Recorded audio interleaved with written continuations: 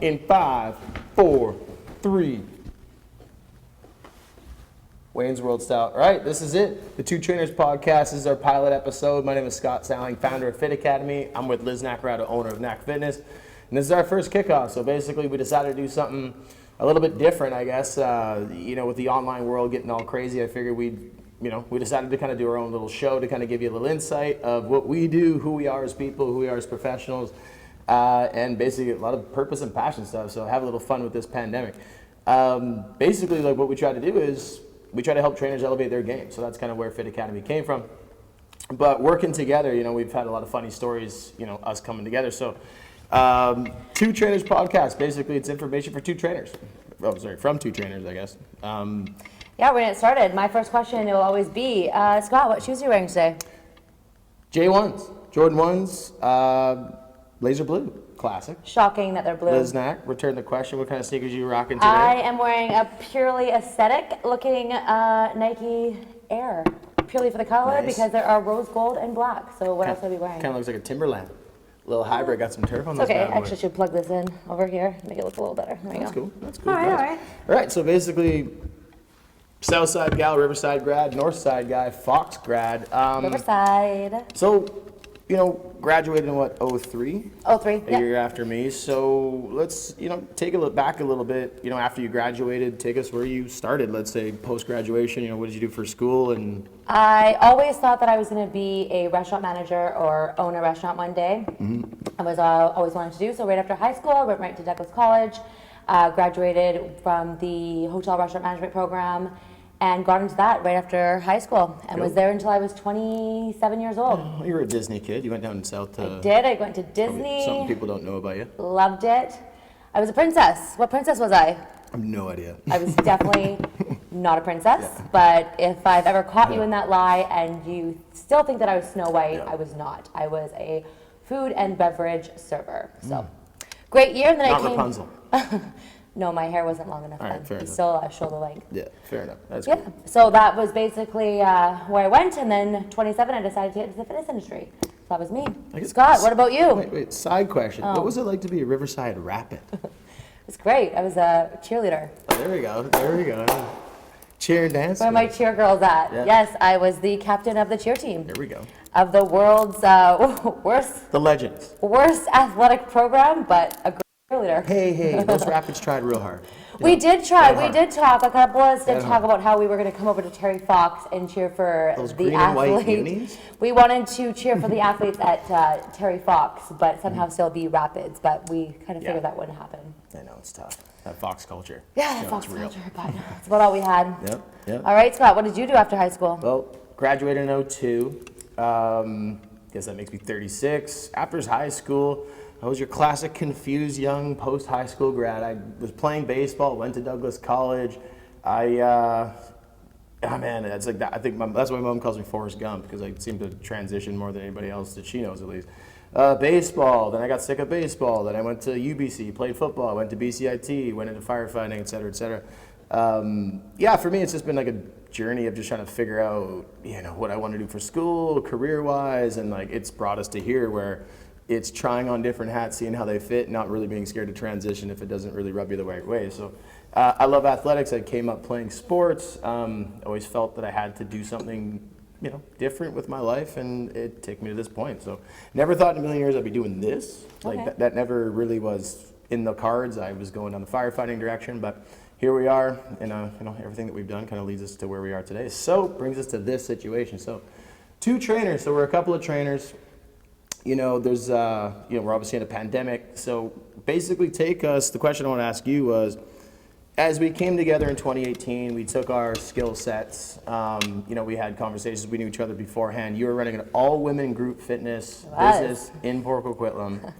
I was a personal trainer, and so walk us through the transition that you went through in 2018 that brought this together, because it wasn't probably as smooth as everybody has. Well, I think that if we're going to get into the real whole story, and one day I'm sure we will record what exactly happened. But basically, the long gist of it was I wanted to do more. And with a group training model, I was I felt stuck. So I felt stuck doing just the group training model, and I wanted to do more. I wanted to work more on nutrition. I wanted to help more people.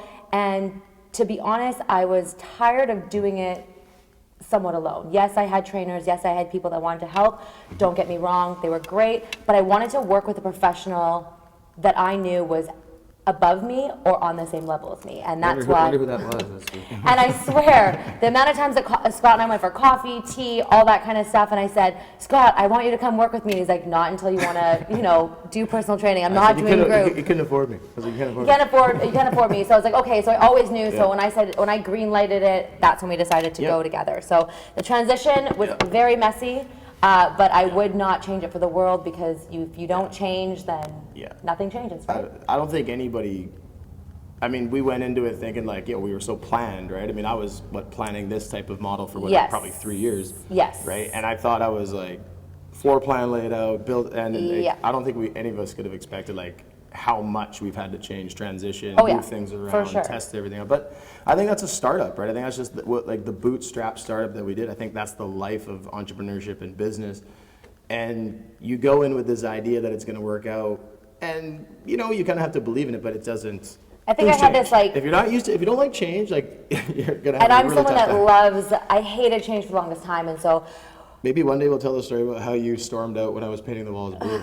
I was crying, We'll and that's say a that for whole episode- different story. later And again, that is the messy part of the transition, which we will get into eventually. But we're just going to do a little introduction on just a couple questions back and forth, and then we will get into those as they go. Yeah. So 2018 was when we got in October, and then basically with the purpose that we kind of saw something in the fitness industry that needed some improvement, and that was kind of professional development, and that was a big thing that I've been passionate about, was being a trainer and coming up in the industry. And I've been very fortunate to be in a lot of really good situations, but I've also seen some situations that really needed improvement.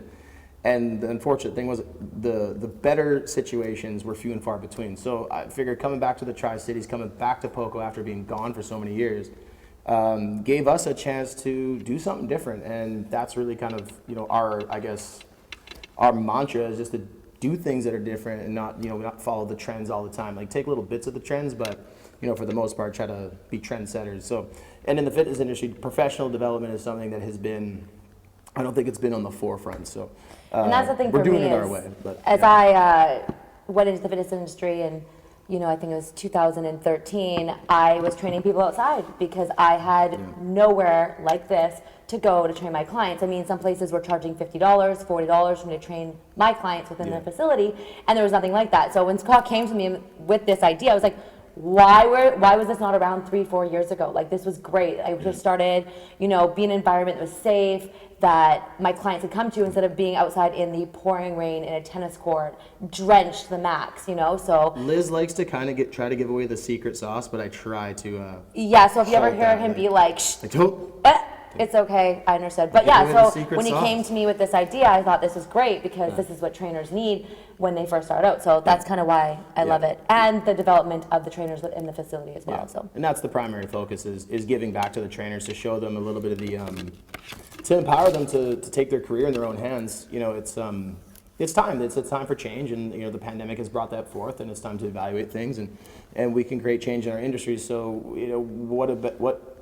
what's a better way to do that than to help our trainers in here build their business sense, build up their confidence, so no matter what they do with their life and their career, they can use this as a platform to develop. So, that's where the genesis. So I have of a this whole quick thing came question, from. because Yeah. everyone has this question, and I think that it's a I'm not very chatting important. at all. No, I'm gonna interrupt him a lot. Don't worry, guys. If you've ever met Scott and myself, you know that I know how to smooth my way in there.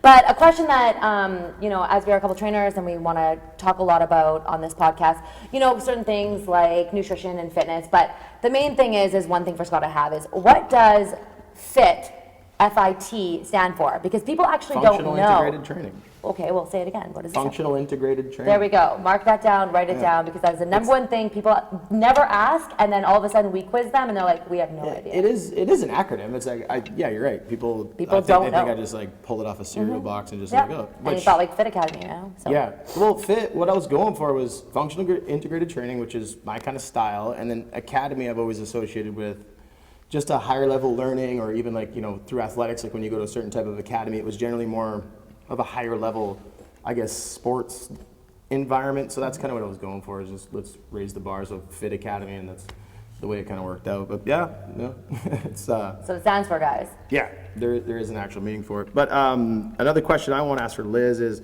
so through the pandemic, and this is for you guys as well, big thing that we've been trying to do is reflect, and it's been a constant meetings of reflection. So what is something that you've learned through the pandemic that has helped you, or let's say a positive or a negative, but something in the pandemic that you have learned? Like, what did 2020 teach you, essentially? Change is good. Change is very, very good. Yeah, and it's constant, that's for sure. not only did the fitness industry need kind of a shakeup, but I think a lot of other industries needed a shakeup as well. And as much as I want to keep it towards training and nutrition, as someone who grew up in the restaurant business, my whole life, basically since 16, I thought I was always going to run restaurants all the way up to 27. I always thought like something's not right in the restaurant industry. And so watching that go through a change, I was very involved in watching that as well. It was very much like, how is these I was very shocked during the pandemic that these two industries that I was so into, restaurant and then fitness, were very drastically shaken up. Impacted for sure, thank you. Impacted and shaken up by the whole pandemic. And it's like you watched two industries that were doing so well just basically have to restart everything. And I feel for restaurants that are still adapting and doing all this, and servers, I served for a long time too, and I feel for those servers that made all that money and now they're like having to restart, right? So change is good because whatever we see going forth is going to be a lot different, but I don't think it's going to be negative. And same thing with the fitness industry. I came from group, so all I could think the whole time during the pandemic was I'm so grateful that I literally listened to my gut and went into this model, because I'm sorry, but NAC Fitness Group would not be around. There's no way my mental capacity with what I've gone through in the past, or my physical, I would be very, very distraught if it was still going on. And I was a fan of NAC, previously, right? When I saw what you were doing, the culture was awesome. Like, you had something really unique going on. It was, it was cool just to see what you were able to create, and I think that's what inspired me to, you were somebody who inspired me to really get it in line, because I saw a professional who had a lot of talent, a lot of ability to help people, really impactful, someone who had a natural way of leadership, and then it was those are the people that, if we could bring the me's and bring some more like-minded people together, you just never know what you can cook up. It's funny that you say leadership, because you can make a dish that you just if I had to use one word to kind of explain why NAC wasn't successful towards the end, was because my lack of leadership, and I'll take full ownership for that. It's just experience. I know it's experience and all that, but it was my lack of leadership within the facility itself on certain things that I did, and that's why I feel that it was going downhill. But we will save that for a whole different episode. Leadership is one of those things, it takes practice, and I can't sit here and say that I've been the best leader or the best teammate or the best coach in my entire life. All my best friends who played sports and coming from the Fox culture, we were striving to learn that, and it's not easy to embrace a leadership role when you're not really wanting to. I've had conversations with coaches who were like, "You're a leader," and I was like, I don't really look at myself as a leader, but at some point, the more they put it on you, it really helps build self-discipline, but it is a practice. I think my favorite thing about working with Scott is the fact that he is very team-oriented. No. Very team-oriented. And I was not growing up in, I jokingly say with my best friend, we were the only Italians that didn't play soccer. I did not play soccer, and I don't know why, I didn't play any sports. I dance, of course, but dancing is still a selfish sport. So that's what I liked working with Scott, was he was so team-oriented and focused on everyone working together, whereas I've always been someone that's solo. So that was a huge change for me as well. So team can be intimidating, but it's if you build it in the right ways, and that's why there's team books all over the place, and we got a shelf full of them. It's just it's not meant to create that hostile environment. It's really meant to support you and help you get to places that you want to get to. So I've been very fortunate to be a part of great teams that, and when you see great ones and you see ones that need improvement, then you get to formulate who you are as a professional and, what you really strive to create, right? So I'm going to throw the pandemic question back at you, but ask it a little bit different. How do you think the pandemic has actually helped Fit Academy as a whole, as a business? Well, because we've definitely seen some improvement. How it has helped is I really learned what essential and non-essential meant in the pandemic, and I really never even thought of that before. I didn't really think of what a non-essential or an essential worker was, and we got to see how that was defined. And then as things started to unfold, we pretty much got to see that 95% of our clientele are essential service workers. and how I never would have thought that. That was not in the business plan before. So that's why, like, I look back hours and hours and days of writing things out for years, and I never wrote down essential service workers as a primary clientele base. So learning that from the pandemic was interesting. I think it really brought us together as a team, the people who were here. I think we went through so much, and other businesses as well have gone through so much, but what it really does is, man, we really did stay composed. Like, I don't think we had moments where we were, it was challenging, but I thought the composure within the building was amazing. Yeah. Especially with how, the team and how young we are as a team and how new we are as a team.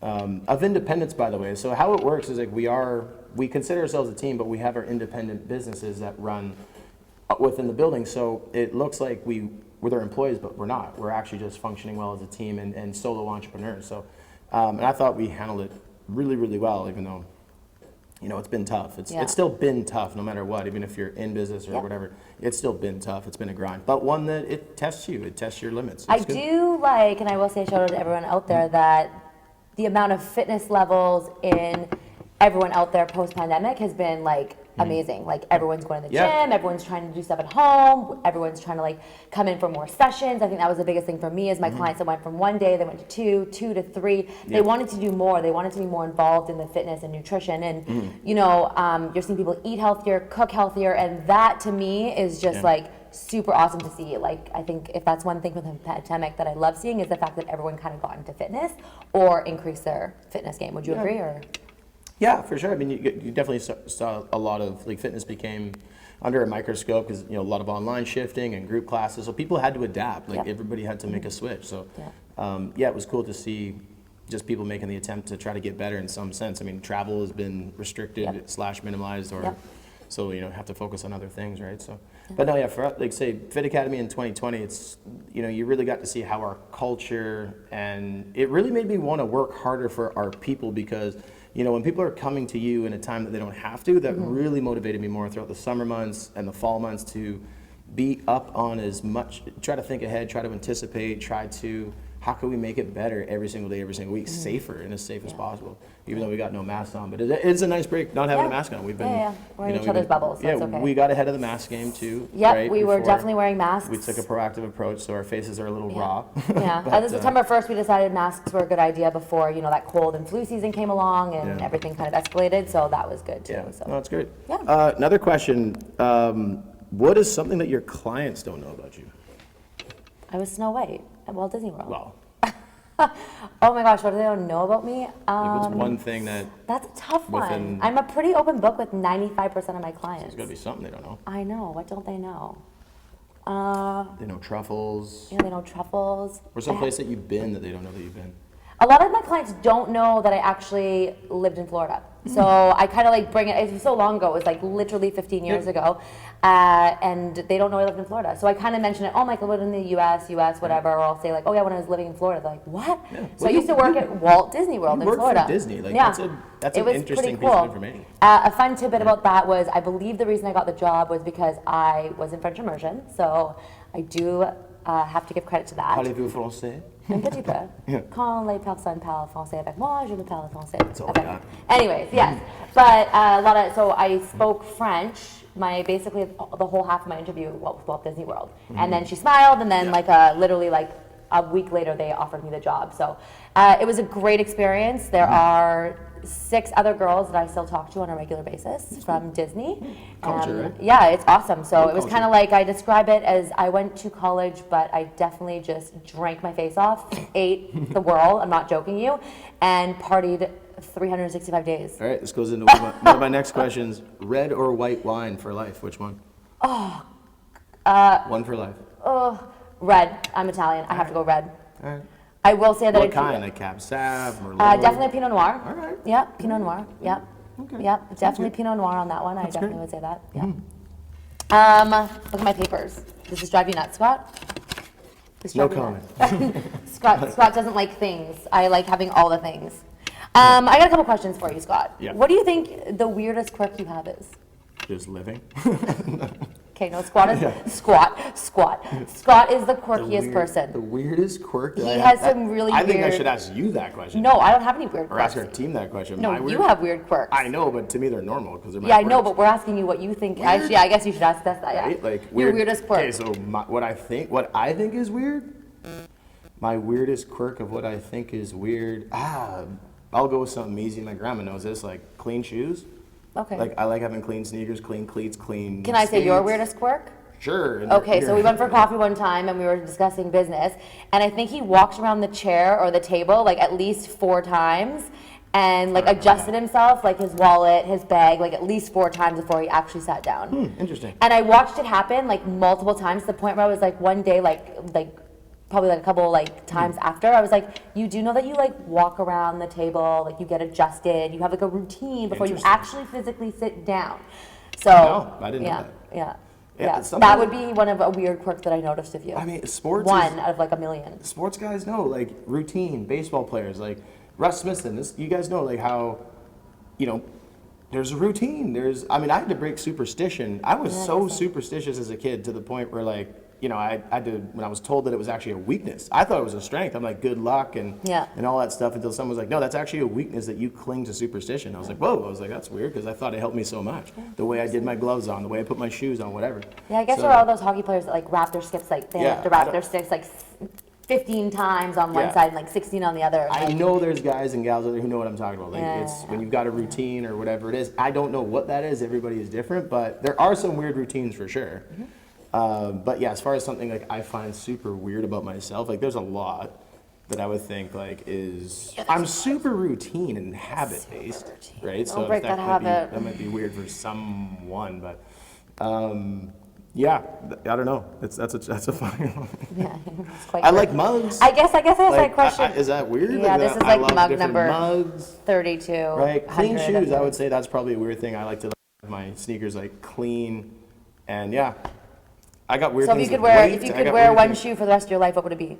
one sneaker for the rest. Rest of your life, you had rest one of- shoe in the Like, whole do entire I world. own this You sneaker? own it? No. It could be like $1 million shoe, but you could wear one shoe for the rest of your life. If you don't know, One- Scott has a ton of shoes, but he did get me into my shoe game. One so I shoe have for to the give him rest of my that. life. I mean, I don't think I'd ever be upset. Oh, with, by like- the way, you can only wear it. Like it's a one shoe, and you have to wear it for the rest of I your wouldn't life. be upset if I had like Jordan 1s because of the various colorways. Okay. But if I had to wear like one pair One of sneakers color, 'cause one that shoe. involves work, one color, one Training, shoe. living, dancing, This anything. might be kind of like out there, but those Kobe 5 Pro Tros that are out right now, you guys can He's look them talking up. as if, like, I they're know, just, I know. they are just to me like they look so sick, and they're like, well, since he passed away, shout out to Kobe Bryant, they're like $500. So I don't have those. Do you think you're gonna mourn the I death? will are you have gonna those Are you as gonna a- have a 1-year death anniversary thing? Like, course. what's gonna happen?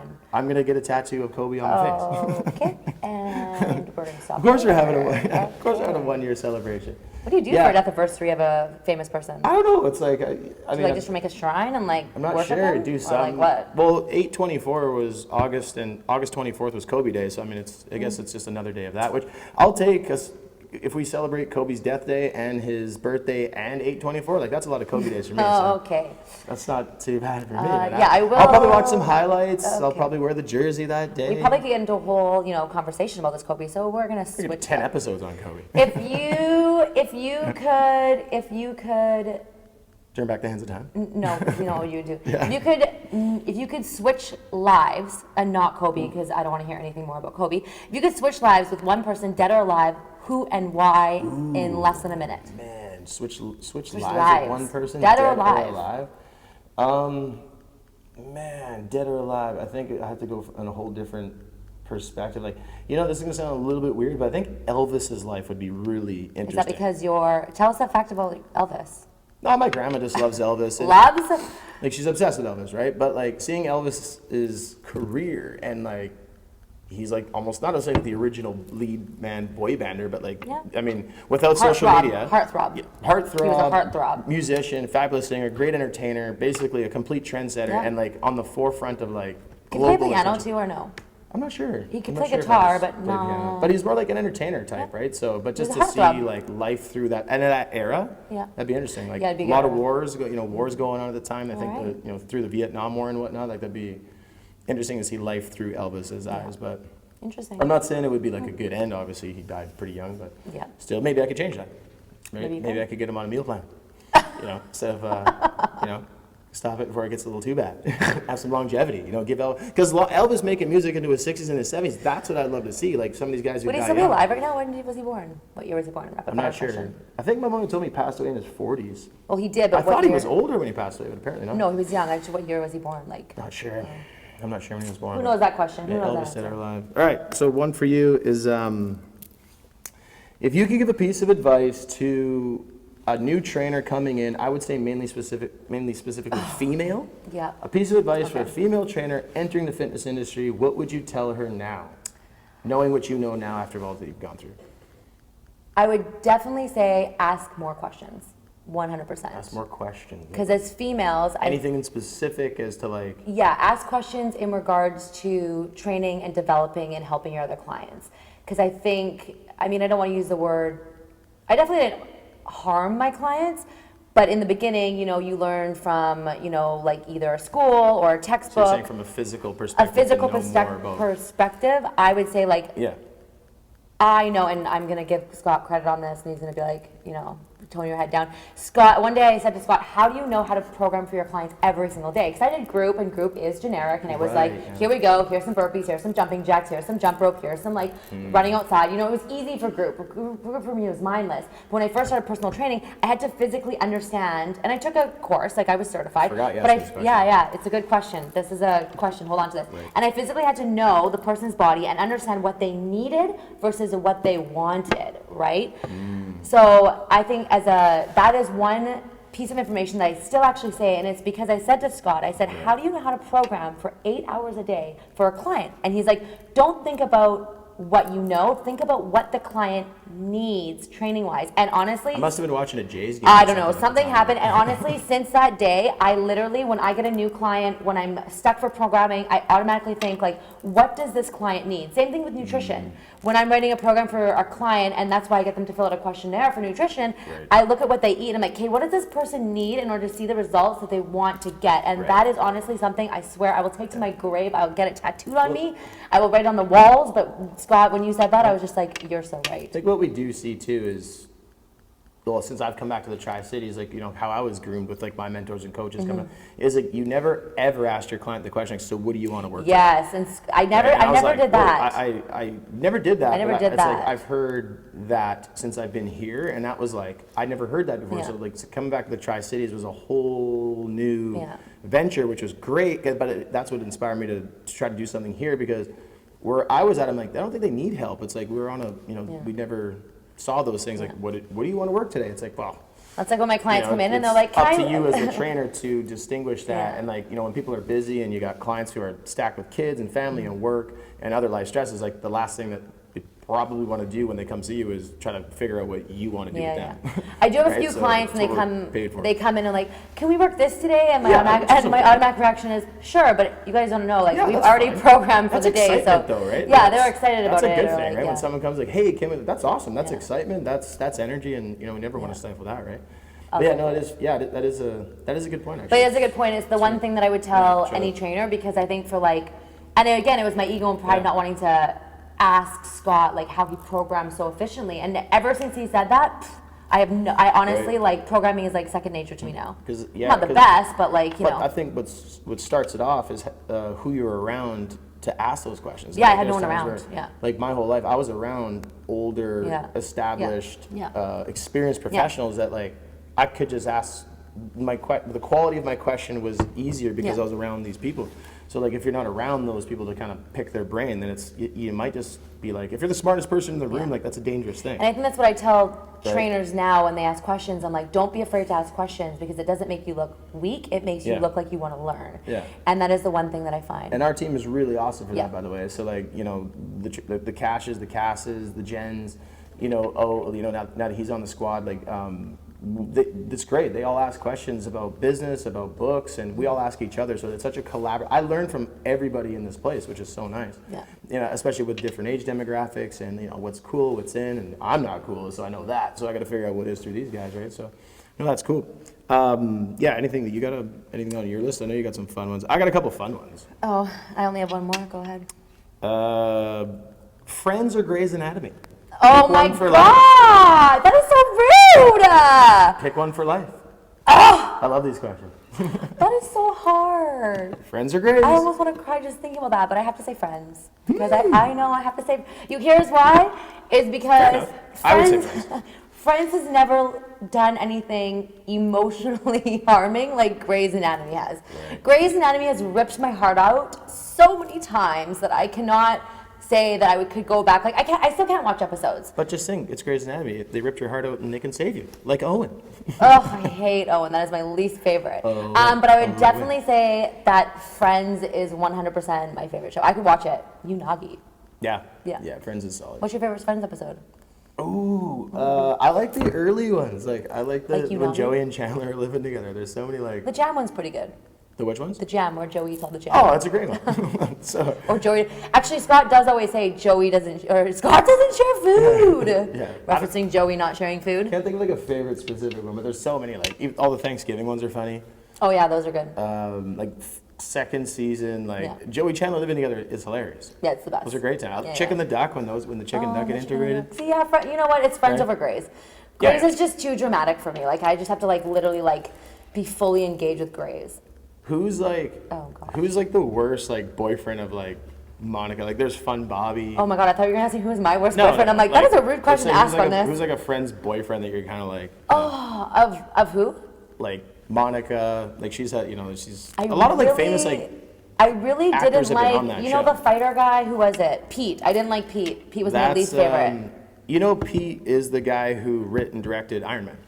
I still John don't Favreau. like Pete. Yeah, I still don't Yeah, like Pete. he was in Swingers, great movie.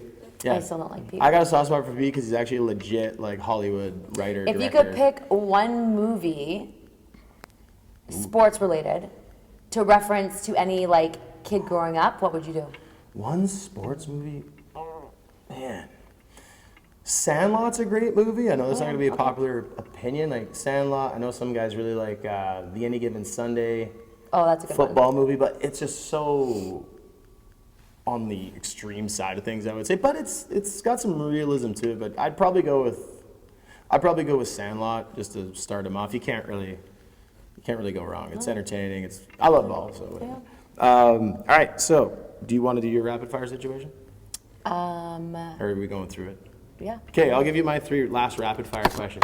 Okay. Rapid fire. One person, dead or alive, that you would love to go on a hike with, no family. Hike. Oh, hike. I will still stick to Robin Williams. Robin? Nice. Yeah, I Okay. want to pick his brain. Love Robin. Yeah. Yeah, it's good. Yeah. Would the hike maybe help with his mental depression? I always think Would you that like to take him I to did help say get him the in the woods reason for his Zen why. element? Yeah, I did say I would like to see him. I think that if maybe he worked out, I don't know if he did or not, but maybe if he worked out and ate healthier, he might, It'd be a funny hike. it would be hilarious. I It's would a want to great hike laugh. like Mount Everest, I think, with him. What character of Robin Williams were you like on that hike? Patch Adams? Would you like Oh. more soulful Robin? Would you like Mrs. Doubtfire Robin? I feel like Mrs. Doubtfire. I don't know. Yeah? No, I don't know. You I just like Janiah him. Doubtfire? That's what you want on the hike? I don't know. It would be funny, wouldn't it? Like him in a I like friggin' the dress. genie Robin Williams. I like to go on a Oh, hike with there's the just genie. so many. That was that. You want me to name all the Robin Williams movies? I don't know. No. I don't know. I just want to go with Robin Williams. I just want him. I don't want him as a Dead character. Poet Society Robin? Oh, that's a good one. Insightful. Yeah, that's a good one. Right. That is one of my favorite movies. Dead Profound. Poet. Yeah. You know what? Goodwill Hunting Robin Williams was good. You know what? I can't get through Good Will Hunting. What? So yeah, I know. I've tried like 4 times. You can't get through Goodwill It's like Hunting. Star Wars. I've never seen a single Star Wars. There's something my clients don't know. I've never seen a single Star Wars. Bones, like, you like apples? Yeah, no, I've Well, never. I got a number. Yeah, How do you no, like them no, apples? I don't. Oh, that's a great line. No. All right, we'll go to sushi or pasta, one for life. Take your pick. You're stuck on an island. Oh, that is the worst because Sushi or pasta, take This your is pick. gonna kill my Italian grandmother, and she's gonna roll over. Sushi. I know. I could eat sushi every day. That's You're not tough. even Italian. I am Italian. I know. I just made tiramisu for the first time, anyways. But yeah, I would say sushi because pasta, great. I would be too full. At least sushi, there's different options. I know. Shh, don't tell anyone. All right, my last rapid fire one is, other than what you do now, what is one job that you would love to have if you could, like, pick it right now, if you could just have it right now? Psychologist. Psychologist, You knew eh? I was gonna say that though. Ooh, no, I didn't. Oh, really? No, not at all. Oh, psychologist. I thought you were going to say 100%. race car driver. With the helmet and everything? Just like, My helmet would be rose gold for sure. No, psychiatrist for sure. I would love the human brain. I could see you in Formula One. No, Like the human driving the brain Ferrari. just fascinates me, and the way some people talk, speak. A world-renowned psych? Oh yeah, Okay. I'd be number one. Interesting. I'd be a Number race car guy. Okay. Scott, I only have 2 rapid fire questions. I asked a couple already. Hit me. Is if you could have one song as your theme song for life, what would it be? Oh, you know, a song. Scott likes his music, and this is going to be a tough one. One theme song forever, man. That's just so tough. I don't even know if I can answer that. I guess I could just throw out like, oh. Fun man. theme song. One theme song. One theme song. And no, you can't have different genres like, oh, okay, here's my country theme song. You have to have No. one theme song for Yeah, life. one theme song forever. Think quick. War Machine by AC/DC. Oh, that is the worst. No, I'd probably go with maybe one theme song, maybe something by Bob Marley off the top of my head, like No, Lenny. something always like You know inspiring, every song. uplifting. I'd go with like, oh, you know what? Considering like this is never. This is no I'm longer not a gonna rapid fire win, question. I'm gonna go with "Let Love Rule" by Lenny Kravitz. Okay. Yeah, I'm gonna go with it because I'm gonna miss a million trillion songs Okay. anyway. So "Let Love Rule," fine. Okay. I'll go with it. Favorite dessert ever? Ooh, favorite dessert ever? Ever. I know it's not a dessert, but I love cookies. Yeah, but do you have a favorite cookie, like a chocolate chip, peanut butter? Like moist, homemade chocolate Ew, chip. Like, moistly. What Yeah, are you freaking? just- What are you you know what I like, mean? Justin Like- Trudeau over here? Moistly. well, whatever. Like just, one of those, like, just a good chocolate chip cookie, Okay. like just freshly baked. I know it's not a dessert, but. Okay. Oh, no. Well, pie. Any pie. Other than my least favorite pie is cherry. Oh, cherry. Yeah, I don't love like, pie. I'm not a pie person. But one dessert for life, pie. Versatile, delicious, scrumptious, homemade. Just, Okay. I'll take it. Okay. And what size bed do you have, Scott? Bed? Yeah. Queen. That's it for my rapid fires. All Thought I'd right. make him blush at the end there. That's it. There's the Two Trainers podcast, first episode pilot. Comment below. We'll see you guys soon. Hopefully you guys are staying safe. I'm Scott Stelling. This is Liz Nacarado. Bye, guys. We out.